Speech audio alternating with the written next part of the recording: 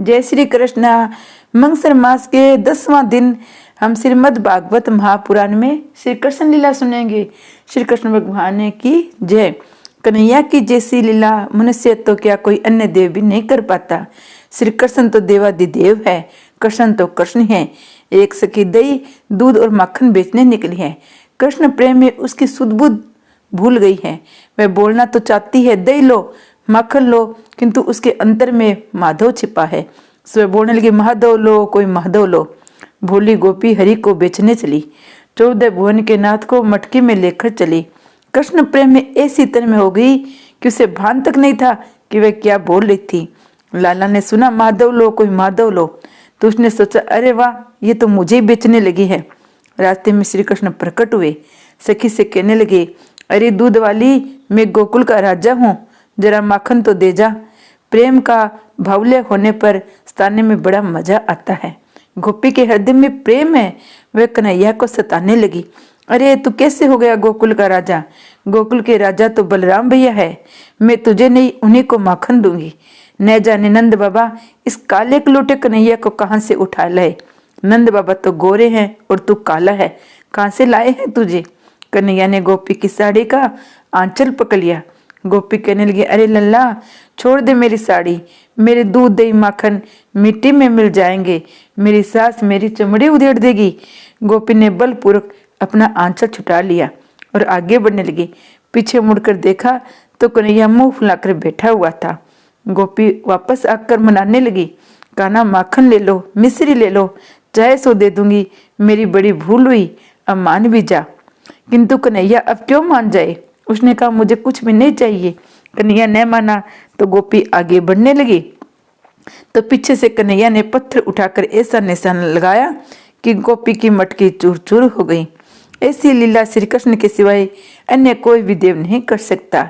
श्री कृष्ण सबके पति हैं, सबके लाल हैं। श्री कृष्ण अब घर जाकर चुपचाप माता की गोद में छिप गया। वह ऐसा शांत सियाना बैठा मानो कुछ हुआ ही नहीं है। उस गोपी ने यशोदा के पास आकर कन्हैया की शरारत की शिकायतें करनी शुरू की। माता जी तुम्हारा लल्ला मुंह फुला रही हो, किंतु वह बड़ा बदमाश है। उसने मेरी गगरी फोड़ दी, मेरे कपड़े बिगाड़ दिए। लाला कहने लगा मैया मुझे इससे बड़ा डर लगता है। इसके चले जाने के बाद मैं आपसे सारी बात बताऊंगा। कन्हैया मैया से कहने लगी ये गोपी बड़ी कंजूस है। वह 3-4 दिन पहले ही दूध दही बेच रही थी। मैंने सोचा बिगड़ा हुआ दही दूध बेचना ठीक नहीं है, यदि कोई गरीब इसे खाकर बीमार हो जाए, ऐसा सोचकर मैंने उसकी मटकी फोड़ डाली। मैं आरोग्य प्रचारक मुंडन का प्रधान जो हूँ। यशोदा जी गोपी को लताड़ने लगी। अरे गोपी बिगड़ा हुआ दूध दही क्यों बेचने जाती है रे तू? कन्हैया हंसने लगा। गोपी भी कन्हैया बोलने में बड़ा चतुर है। कन्हैया मटकी फोड़ता है फिर भी प्यारा लगता है। वह राह में चलते हुए किसी भी गोपी की मटकी फोड़ सकता है। ऐसा अन्य कोई देव है जो रास्ते पे चलती हुई किसी नारी को छेड़ सके? और सब तो डरते हैं कि यदि किसी नारी का हाथ भी लग जाए तो थप्पड़ खाना पड़ेगा, हमारी पूजा कोई नहीं करेगा। श्री कृष्ण लीला माधुरी दिव्य है, उनका अनुराग कोई और देव नहीं कर सकता। श्री कृष्ण सा आचरण कोई नहीं कर सकता। भगवत नारायण हाथ में शंख रखते हैं। शंख फूकने वाला देव श्रेष्ठ है, बांसुरी बजाने वाला। अन्य देव तो हाथ में शस्त्र लिए हुए हैं। किसी के हाथ में सुदर्शन है, किसी के हाथ में धनुष बाण है, किसी के हाथ में त्रिशूल है। मानो इस सब को संसार का डर है। कन्हैया हाथों में शस्त्र नहीं रखता। लाला के एक हाथ में बांसुरी है, दूसरी में माखन मिश्री है। शस्त्रधारी देव श्रेष्ठ है या कन्हैया? हम तो कन्हैया को ही श्रेष्ठ कहेंगे। लाला रोज बांसुरी बजाता है। लाला की बांसुरी जिसने भी सुनी हो संसार के प्रति उदास हो जाता है। बांसुरी की धुन को सुनते ही राधे कृष्ण करने लगता है। श्री कृष्ण की वेणु माधुरी दिव्य है। गोपी कहती है, एक गोपी प्रेम भरा हुआ उलावना देती हुई कहती है, हे मुरारी भोजन बनाते समय कृपा करके बांसुरी की तान मत छेड़ो। तुम्हारे मुरली की धुन सुनकर चूल्हे में रखी सूखी लकड़ियां रस में होकर रस बहने लगती है, अग्नि बुझ जाती है। अग्नि बुझने से मैं रसोई कैसे बना सकूंगी? लाला की बंसी की धुन जिसके कानों में जाती है वह उनका सेवक बन जाता है। तो मैंने मान लिया है कन्हैया ही सर्वश्रेष्ठ है। कन्हैया रूप माधुरी ने भी अनेकों को आकर्षित किया है। निर्गुण ब्रह्मा के उपासक स्वामी मधुसूदन भी श्री कृष्ण की मनोहर रूप माधुरी के पीछे पागल हो गए थे। उन्होंने कहा, अद्वैत मार्ग के अनुयायी के द्वारा पूजनीय सब राज्य रूप सिंहासन पर प्रतिष्ठित होने के अधिकारी से युक्त हमको गोपियों के पीछे पीछे फिरने वाली किसी पसाठ ने हमारी इच्छा न होने पर भी चरणों का दास बना दिया है। श्री कृष्ण के सब दास बन जाते हैं। श्री कृष्ण की रूप माधुरी के पीछे कवि रस खान भी पागल हो गए थे। श्री कृष्ण की रूप माधुरी दिव्य है, वे तो बैकुंठ निवासी नारायण से भी श्रेष्ठ है। यशोदा गर्गाचार्य जी से कहती है, हे महाराज, भोजन का समय हो गया है, पहले आप भोजन के लीजिए, फिर आगे बातें होती रहेगी। गर्गाचार्य जी कहते हैं, मैं दूसरों के द्वारा बनाई हुई रसोई खा नहीं सकता, अपना भोजन मैं अपने हाथों से बनाऊंगा, पहले मैं यमुना से जल ले आऊं। गर्गाचार्य जी यमुना जी के जल में स्नान करके जल भी ले आए। उनके इष्ट देव थे चतुर्भुज द्वारिका नाथ। गर्गाचार्य ने अपने ठाकुर जी के लिए खीर बनानी चाहिए। भगवान को खीर का भोग लगाऊंगा और फिर प्रसाद लूंगा। मात्र अपने लिए ही बनाकर खाने वाला अन्न नहीं, पाप होता है। रसोई बनानी है तो ठाकुर जी के लिए बनाओ। जब सेवा में उब होगा तभी संपत्ति सार्थक होगी। अपने शरीर से भी अधिक प्रेम प्रभु से करो। यशोदा ने सोचा, ये गर्गाचार्य भगवान को खीर चढ़ाए बिना खाएंगे नहीं, सो खीर को ठंडी करने के लिए उन्होंने गर्गाचार्य को सोने की थाली दी। खीर ठंडी हुई। गर्गाचार्य जी ने तुलसी दल माँ बिखेर कर भगवान की स्तुति आरंभ करनी शुरू कर दी। हे नारायण, हे लक्ष्मीपति, हे बैकुंठपति, खीर आइए खाइए। कन्हैया कहने लगा, मैं लक्ष्मीपति हूँ, बैकुंठनाथ हूँ, गुरुजी शायद मुझे ही पुकार रहे हैं, अतः खाने के लिए मुझे जाना ही पड़ेगा। सोचकर वह खीर खाने के लिए भागा हुआ आ पहुंचा और खीर खाने लग गया। 12 बार माला फेरने से जितना समय लगे उतने समय तक ठाकुर जी के सम्मुख ध्यान रखा जाए। लाला को मानना तो पड़ता ही है ना। गर्गाचार्य जी बोल रहे हैं, ओम नमः नारायण। कन्हैया कहता है, महाराज आंखें बंद ही रखना। गर्गाचार्य ने 12 बार माला फिराकर आंखें खोली, देखा लाला और खाने में मगन है। अरे इस वैश्य के लड़के ने तो मेरी खीर को छू लिया। अरे यशोदा मैया देखो, तेरा लड़का खीर खा रहा है। भाग्य यशोदा आई, देखा तो कन्हैया ने आधी खीर उड़ा दी है और उसका मुंह खीर से सना हुआ है। यशोदा कन्हैया को डांटने लगी, घर में तुझे खाने को मिलता नहीं है क्या? महाराज जी की खीर क्यों खाई तूने? कन्हैया तू मुझे डांट रही है, किंतु मैं करूं भी तो क्या करूं? महाराज जी ने तो मुझे खाने के लिए बुलाया था। गर्गाचार्य जी, ना रे ना, मैंने बैकुंठवासी नारायण को बुलाया था। कन्हैया, मैं हूं तो बैकुंठवासी नारायण। यशोदा जी, छोटे मुंह है, बड़ी बात क्यों करता है रे? तू कहाँ का नारायण हो गया? बैकुंठ के नारायण के तो 4 हाथ है, 4 पैर है। कन्हैया, हाँ माँ, यदि तू कहे तो मैं चतुर्भुज हो जाऊं। यशोदा ने सोचा, यदि इसने चतुर्भुज का रूप धारण कर लिया तो लोग मानेंगे ये लड़का यशोदा का नहीं है, कोई जादूगर है। सो उन्होंने कहा, नहीं नहीं, 4 हाथ वाले नारायण के अपेक्षा मेरा 2 हाथों वाला मुरलीधर ही अच्छा है, मेरा कहना ही श्रेष्ठ है, तू जो है वही रहना। फिर यशोदा जी ने गर्गाचार्य जी से कहा, ये नादान लड़का है, इनकी बातों में नाना, कृपा करके आप फिर से खीर बना लीजिए।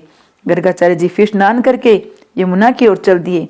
लाला यशोदा को गोद में बैठाकर कहने लगा, माता मैं कोयल की वाणी बोल सकता हूँ। और वह कुक कुक करने लगा। सभी को बड़ा आनंद हुआ।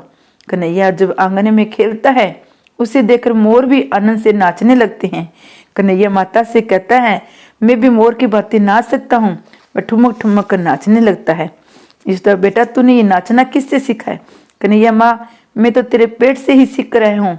माँ, उसे मोर पीछे जो है वह कौन है? माता, वह मोरनी है। तू जानता है मोरनी किसे कहते हैं? मोरनी तो है मोर की बहू। कन्हैया, माँ मेरी बहू का है। कन्हैया अपनी अद्भुत बालीला से सभी को आनंद दे रहा है। गर्गाचार्य जी ने फिर खीर बनाई। लाला ने परिहास करने की सोची, वह माता की गोद में सो गया। यशोदा जी ने सोचा, चलो अच्छा हुआ लाला सो गया है, अतः महाराज जी शांत पूर्वक भोजन कर सकेंगे।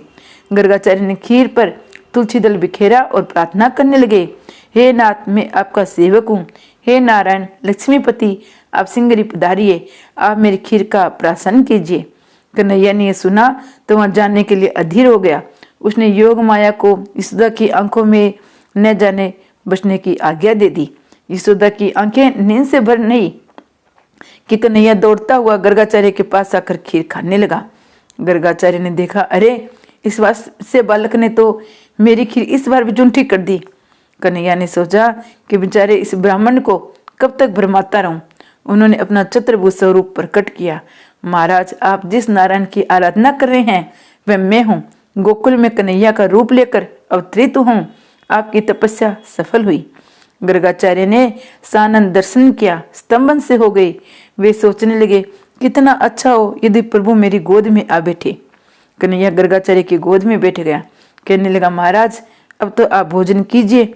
गर्गाचार्य, जब मेरे इष्ट देवी मेरे मुंह में कोर रखेंगे तभी मैं खाऊंगा।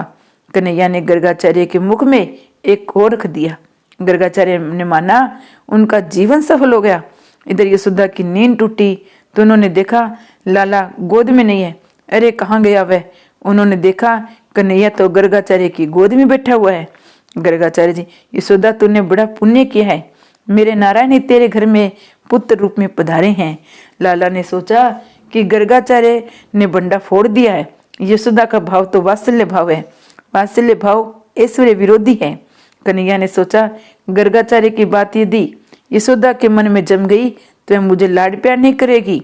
मैं तो प्रेम दान करने के लिए, प्रेम रस का पान करने के हेतु ही गोकुल में आया हूँ। उन्होंने माया को आज्ञा दी, माता को मेरे वास्तविक स्वरूप का ज्ञान होने न पाए। यशोदा को बुलावे में रखने के लिए कृष्ण ने माया का आवरण ओढ़ लिया। आदि माया तो राधिका जी का स्वरूप है। वह कृष्ण का मोह उत्पन्न करती है। वैष्णव मतानुसार माया के 3 स्वरूप है। सौ मोहिका, सौजन मोहिका ऐश्वर्य को ज्ञान न होने तक के लिए, और विमुख जन मोहिका जो हम सबको फंसाती है, जो ईश्वर के स्वरूप को भुला देती है, वही विमुख जन मोहिका माया है। अमाखन चोरी लीला का वर्णन भी कर ले। बाल कृष्ण दिनों दिन बड़े होते जा रहे हैं। गांव के अन्य गोपी बालक खेलने के लिए आते जाते रहते हैं। उनमें कुछ दुर्बल थे। कन्हैया ने वैसे दुर्बल एक बालक से कहा, मधुमंगल तू बहुत दुबला पतला है, खा पीकर मेरा जैसा तगड़ा जवान बन जा। मधुमंगल, कन्हैया हम तो बहुत गरीब है, हम दूध माखन कैसे खा सकते हैं। कंस की आज्ञा थी सारा माखन कर के रूप में उसी को दिया जाए। ब्रजवासी बेचारे भोले थे। वे अपने बालकों को माखन खिलाने के बदले कंस को दे देते। कंस अपने पहलवानों को सारा माखन खिला देता था। कन्हैया ने अपने बाल मित्रों से कहा, ब्रजवासी जो सारा माखन कंस को बेच देते हैं वह मैं नहीं होने दूंगा। गांव का माखन गांव के लोगों के लिए होना चाहिए। अब माखन को मथुरा बेचने नहीं देंगे। मधुमंगल तू रो मत, मैं ही तुझे माखन खिलाऊंगा। ईश्वर की अपेक्षा हमेशा रहती है। वे जीव अपने समान हो। जीव ईश्वर से प्रेम करे तो ईश्वर उसे अपना जैसा बनाने में प्रयत्न करता है। मित्र, हमें तू रोज रोज माखन देगा तो तेरी माता तुझे पीटेगी। कन्हैया, नहीं नहीं, मैं अपने घर का नहीं